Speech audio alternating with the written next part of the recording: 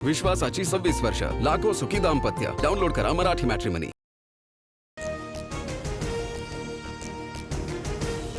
पंतप्रधान मोदींच्या निवासस्थानाजवळ राहुल गांधी, प्रियांका गांधींचा ठिय्या. नीट पेपरफुटी प्रकरणी पंतप्रधान मोदी, गृहमंत्री अमित शहांसह शिक्षण मंत्री धर्मेंद्र प्रधानांच्या राजीनाम्याची मागणी.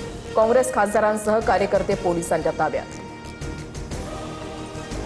शरद पवारांनी जंतर मंतर मैदानावर अभिजित दिपकेंची भेट घेतली. सीजेपीच्या प्रमुख 4 मागण्यांबाबत दिपकेंची पवारांशी चर्चा. विद्यार्थ्यांच्या मागण्या पूर्ण होईपर्यंत शांत बसणार नाही, पवारांचा सरकारवर निशाणा.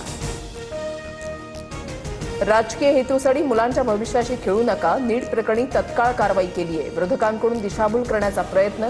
एनडीएच्या बैठकीमध्ये पंतप्रधान मोदींचं विधान.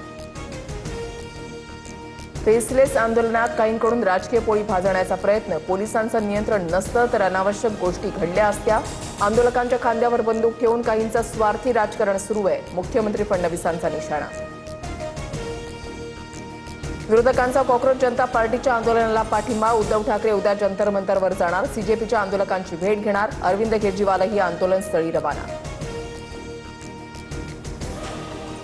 अधिवेशनाच्या दुसऱ्या दिवशीही संसदेचं कामकाज ठप्प. विद्यार्थ्यांना झालेल्या लाठीचार्जवर चर्चा करण्याची विरोधकांची मागणी. विरोधकांच्या गदारोळानंतर दोन्ही सभागृहांचं कामकाज तहकूब. सरकार मानसिक रुग्ण झालंय का? सरकारला रुग्णालयामध्ये भरती करण्याची गरज. मोदी पंतप्रधान असताना आंदोलन चिरडलं, हे इतिहास लक्षात ठेवेल. लाठीचार्जवरून राज ठाकरेंचा संताप. इंडिया आघाडी आतंकवाद्यांसारखी परिस्थिती निर्माण करतेय. अशा आतंकवाद्यांना लोकशाही मार्गाने उत्तर द्या. सदाभाऊ खोत यांच्याकडून आंदोलनकर्त्यांचा आतंकवादी असा उल्लेख. आपल्याच देशातील लोकांना आतंकवादी ठरवणं चुकीचं वक्तव्य मागे घ्या. बच्चू कडू यांच्याकडून सदाभाऊ खोत यांना समज.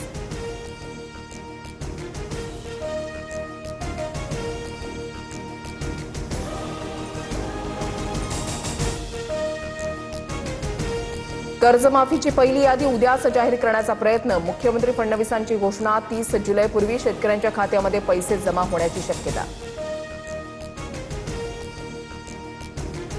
विश्वासाची 26 वर्ष, लाखो सुखी दाम्पत्य. डाउनलोड करा मराठी मॅट्रिमनी.